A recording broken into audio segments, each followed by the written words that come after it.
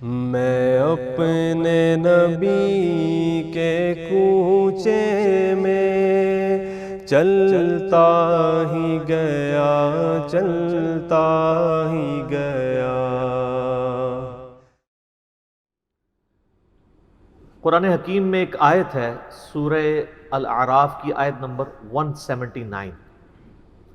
یہ قرآن حکیم میں چند سخت ترین آیات میں سے ہے، اور اس میں اللہ تعالیٰ کی طرف سے ایک بہت بڑا یونیورسل ٹروتھ اور بڑی ہی ایک ڈینجرس خبر انسانیت تک پہنچائی گئی ہے۔ اعوذ باللہ من الشیطان الرجیم، بسم اللہ الرحمن الرحیم۔ وَلَقَدْ ذَرَأْنَا لِجَهَنَّمَ كَثِيرًا مِنَ الْجِنِّ وَالْإِنسِ، اور بے شک جنوں اور انسانوں کی اکثریت ہم نے پیدا ہی دوزخ کے لیے کی ہے۔ اللہم اجرنا من النار، آمین۔ لیکن یہ اللہ نے کوئی ظلم نہیں کیا، بلکہ اللہ تبارک و تعالیٰ نے اس کی ریزن بھی بتائی ہے۔ یہ اللہ کا ایکسپرٹ اوپینین ہے کہ یہ جو انسانیت اور جنات یہاں پہ آباد ہوئے ہیں، ان میں سے الٹیمیٹلی اکثریت دوزخ میں ہی جائے گی، بڑے کم لوگ ہوں گے جو جنت میں جانے میں کامیاب ہوں گے۔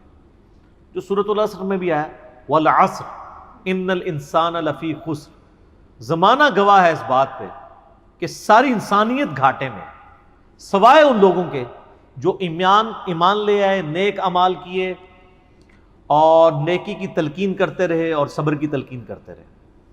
اس کے علاوہ پوری کی پوری انسانیت گھاٹے میں۔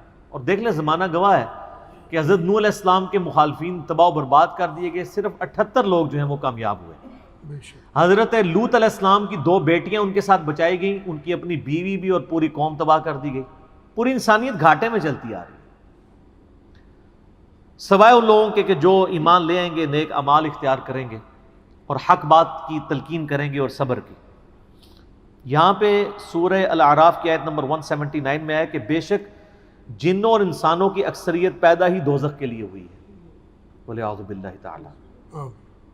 لَهُمْ قُلُوبٌ لَا يَفْقَهُونَ بِهَا، ان کو ہم نے دل دیے تھے، عقل دی تھی، لیکن وہ اس سے سوچتے ہی نہیں۔ وَلَهُمْ أَعْيُنٌ لَا يُبْصِرُونَ بِهَا، ان کو ہم نے آنکھیں دی تھی، لیکن آنکھوں سے دیکھنے کا سا دیکھنا نہیں دیکھتے، عبرت نہیں پکڑتے۔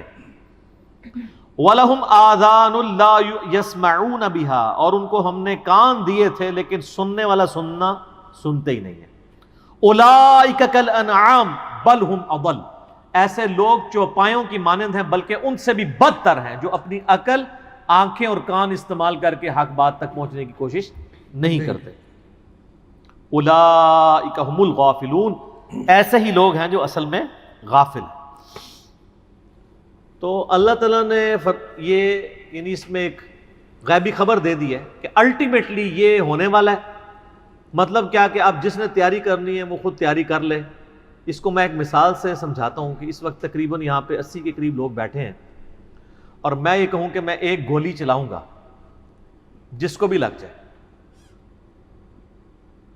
تو ہم میں سے کیا ہر شخص یہ سوچے گا کہ یار ایک ہی گولی ہے، 80 بندے ہیں، کسی اور کو ہی لگے گی، ضروری ہے مجھے ہی لگنی ہے؟ ایسا تو کوئی نہیں سوچے گا، سب دڑکی لگا دیں گے۔ لیکن آخرت کا معاملہ کیا ہے؟ بخاری اور مسلم دونوں کی حدیث ہے، متفق علیہ، کہ آدم علیہ السلام کو حکم ہوگا کہ جنتیوں اور دوزخیوں کو الگ کرو۔ حضرت آدم علیہ السلام پوچھیں گے کہ اے اللہ کتنے جنتی اور کتنے دوزخی؟ تو اللہ تعالیٰ فرمائے گا ہر 1000 میں 999 دوزخی اور صرف 1 جنتی۔ تو یہاں اگر 1000 بندہ اور میں کہوں ایک گولی چلے گی، ہر بندہ بھاگنے کی کوشش کرے گا، لیکن آخرت کے بارے میں یہ حال ہے کہ ہر ایک بندہ یہ امید لگایا ہوا ہے کہ وہ جو ایک بچے گا نا وہ میں ہوں گا۔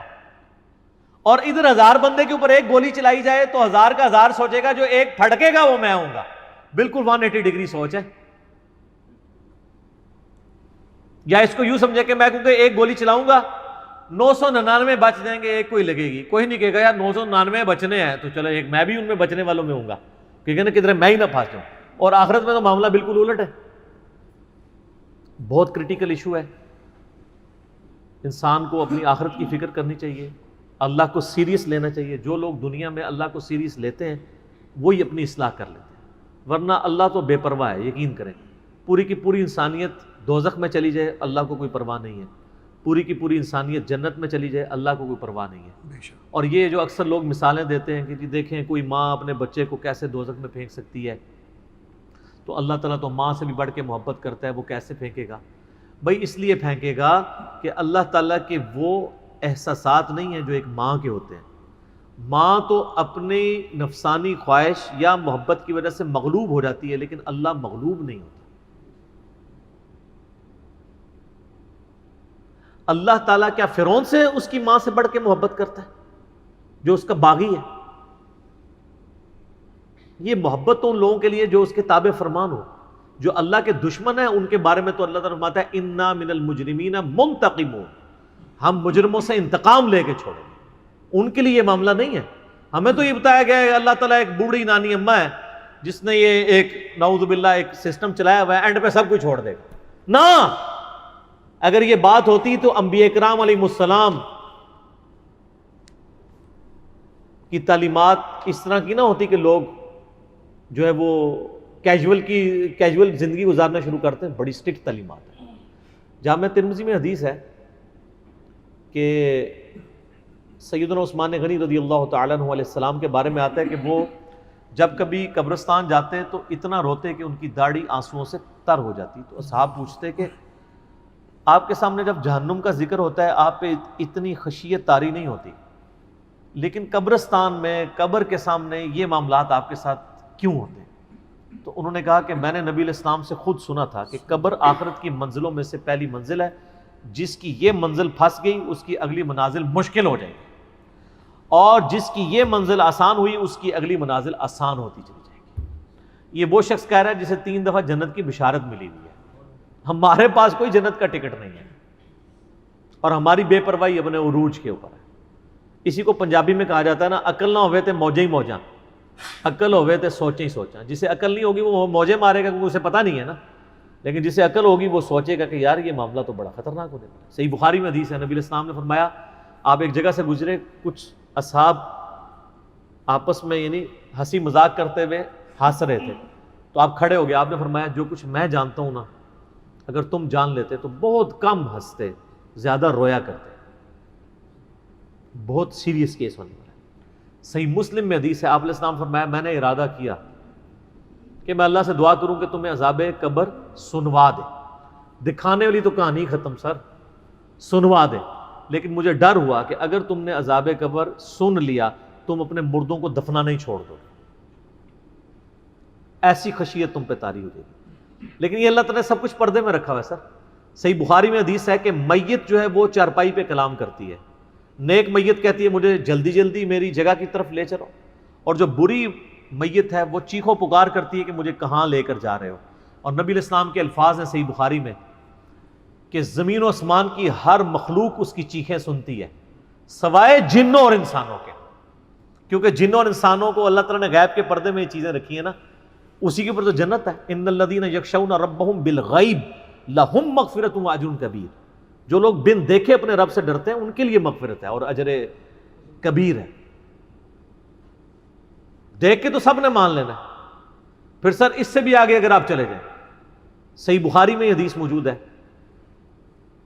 کہ جب میت کو سوالات کے جوابات نہیں آتے نا تو فرشتے اس سے پوچھتے ہیں کہ تجھے سوالات کے جوابات جو نہیں آئے یہ کیا معاملہ تیرے ساتھ ہوا؟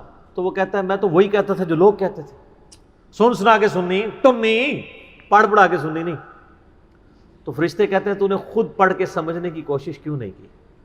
پھر فرشتے اسے ایک گرز مارتے ہیں جس سے وہ زمین کے اوپر بالکل جس کو کہتے ہیں نا پیرلل ہو جاتا ہے، زمین کے خاک بن جاتا ہے، اور اس کی جو گرز کی اگینسٹ اس کی چیخو پکار ہے اس کو جن و انس کے علاوہ تمام مخلوقات سنتی ہیں۔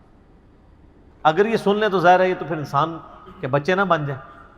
یہ اللہ نے پردہ رکھا ہے، ورنہ تو آپ بڑے بڑے بزرگوں کو دفنا کے نکل رہے ہو نا، ان کے پردے جو ہے نا وہ جنازہ یعنی اس قبرستان کے گیٹ تک پہنچتے بھی ساری بزرگی کھل گئی ہو، دڑل کی بات پیچھے سے آ جائے، ٹھیک ہے، لوگ ایسے بزرگی کا دعویٰ بھی پھر چھوڑ دیں گے، وہ ڈرتے رہیں گے نا۔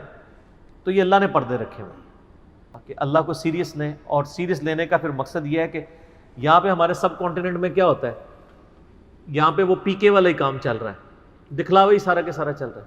سب کانٹیننٹ میں انڈیا، پاکستان، بنگلہ دیش، افغانستان کے اندر یہ ہے کہ اگر کوئی شخص خدا کی طرف راستہ بھی اختیار کرتا ہے نا، تو زیادہ زیادہ کیا کرتا ہے وہ، کہ وہ کسی کی ماں مر گئی، کسی کا جوان بیٹا مر گیا، کسی کو کوئی بیماری آئی، وہ اللہ کی طرف لگتا ہے تو پہلے کیا کرتا ہے، داڑھی رکھ لیتا ہے، تسبیح پکڑ لیتا ہے، مسجد کی طرف آنا شروع کر دیتا ہے، اور اس مسجد کی طرف جو اس کے محلے کی مسجد ہوتی ہے، وہ ایک پریکٹسنگ مسلمان نہیں بنتا، وہ ایک پریکٹسنگ بریلوی یا پریکٹسنگ دیوبندی یا پریکٹسنگ اہل حدیث اور شیعہ بن جاتا ہے۔ اگر اس کے محلے کی مسجد بریلویوں کی ہوتی ہے تو وہ ایک پریکٹسنگ بریلوی بن کے سامنے آ جاتا ہے۔ ہونا ہی چاہیے کہ اب تم خدا کی طرف راستہ اختیار ہی کیا تو سب سے پہلے علم حاصل کرو۔ انما یخشی اللہ من عبادہ العلماء، اللہ کی خشیت تو اہل علم کو ہے، علم نہیں حاصل کرتے تو جدھر لگے نا اسی طرف چل پڑتا ہے۔ ہونا تو چاہیے کہ آپ پہلے ہی دیکھیں کہ میں قرآن و سنت کا علم حاصل کروں، میں دیکھوں کہ یار کون سے نظریات درست ہیں، کن چیزوں کے اوپر اللہ تعالیٰ نے پکڑ کرنی ہے، کن چیزوں کے اوپر اللہ تعالیٰ نے فرائض میرے اوپر لگائے ہیں۔ وہ کوئی بھی علم نہیں حاصل کرتا، کوئی جدھر لگا ہے ادھر۔ ہمارے محلے میں نے بتایا کہ ایک پوری فیملی قادیانی ہو گئی تھی، میری پیدائش سے پہلے کی بات ہے، صرف ان کے گھر اولاد نہیں ہوتی تھی، بچی پیدا ہوئی، وہ والد پہلی دفعہ گیا مسجد میں، وہ قادیانیوں کی عبادت گاہ تھی، وہ قادیانی ہو گیا، پوری نسل ان کی قادیانی ہے۔ یہ ہماری ٹوٹل تحقیقات ہے۔